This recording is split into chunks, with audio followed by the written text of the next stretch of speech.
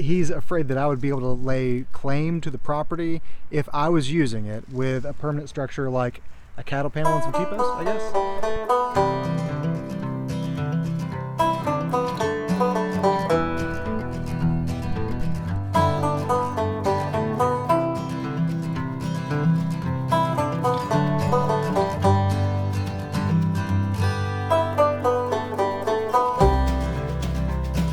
Whole host of other things that I could be doing right now.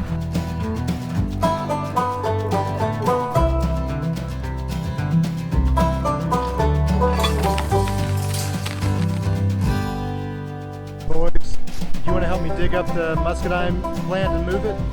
No.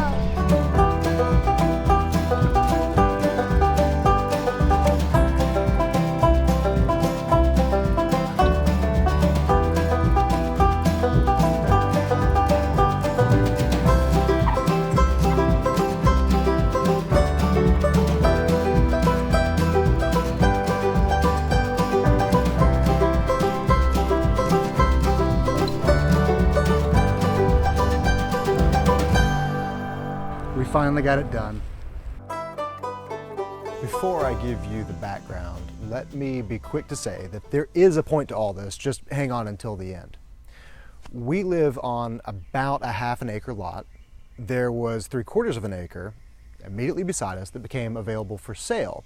This was really intriguing to us because it's all wooded, it's completely untouched, it's mostly an undesirable property for anybody else, and it would keep other people from building on it. We tried to purchase it, but it was too overpriced and we couldn't get the seller to come down enough for it to make sense to us. My hope was that it would linger on the market long enough that we could make it happen, because it's not a desirable property.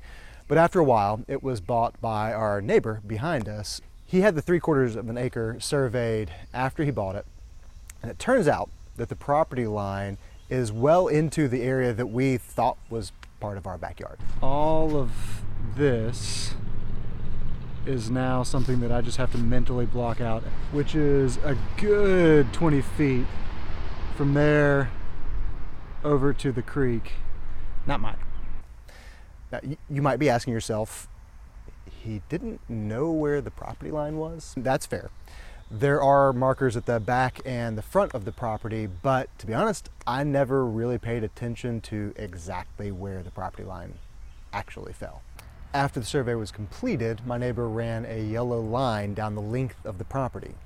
He didn't want there to be any confusion about where the line is, and I don't blame him, I don't either, but his motivation is because he's in his 80s and he'll eventually leave the property to his daughter. That's all well and good, but we don't want a yellow line permanently installed down the length of the property. He came over and we talked about it, and he proposed putting T-posts in the ground every 10 feet or so along the line. That's a lot of T-posts. To avoid that, I eventually got him to agree to putting T-posts in 2 locations, because each one of those were in sight of the corner markers of the property. The real issue is that he did not want me to have any permanent structures on his side. That's fair.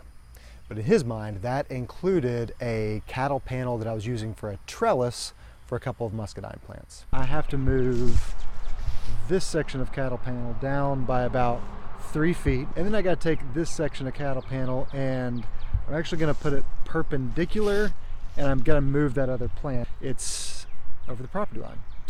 His concern is that with a permanent structure there, I would be able to claim squatters' rights in the future and potentially take the property.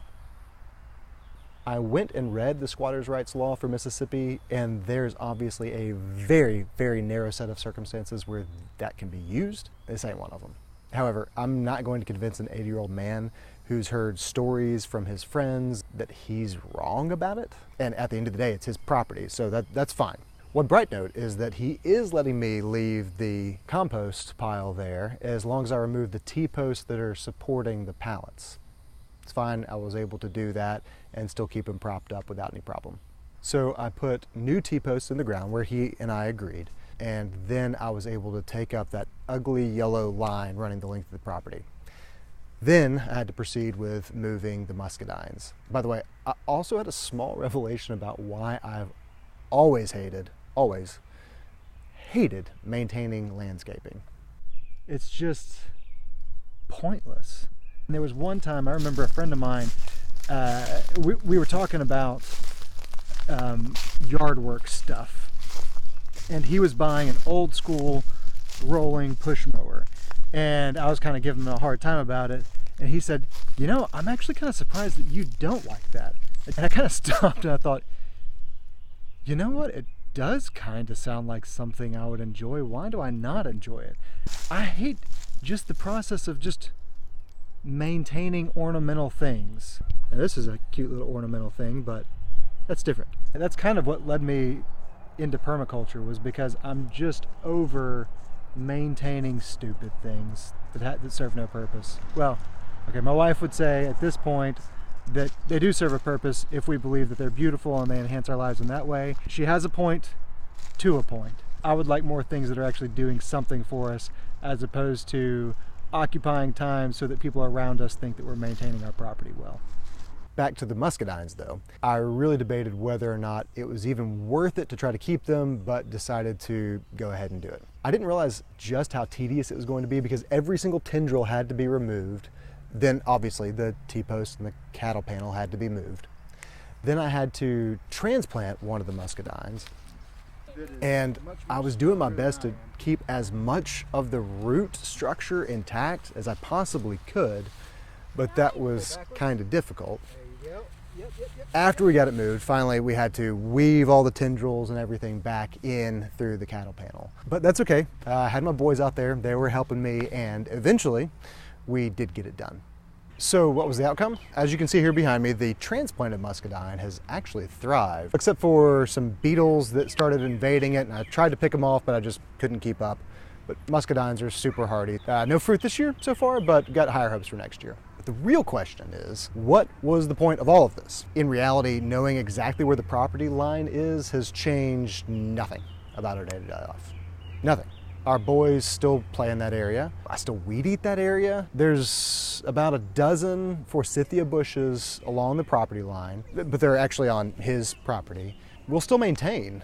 We love watching those bloom every February. So in the end, I put in a small amount of work to preserve two things: a few plants and a relationship with our neighbor. I could have chosen a path that would have damaged or even destroyed either one of those. Losing the plants wouldn't have been a huge loss, and I could even make the argument that burning a bridge with our neighbor wouldn't have been the biggest deal, because we don't plan to be here long term. The point is that I want to be a good steward of the land and the plants. Yes, obviously that's fine and well and good, but more importantly, of the relationships that we have.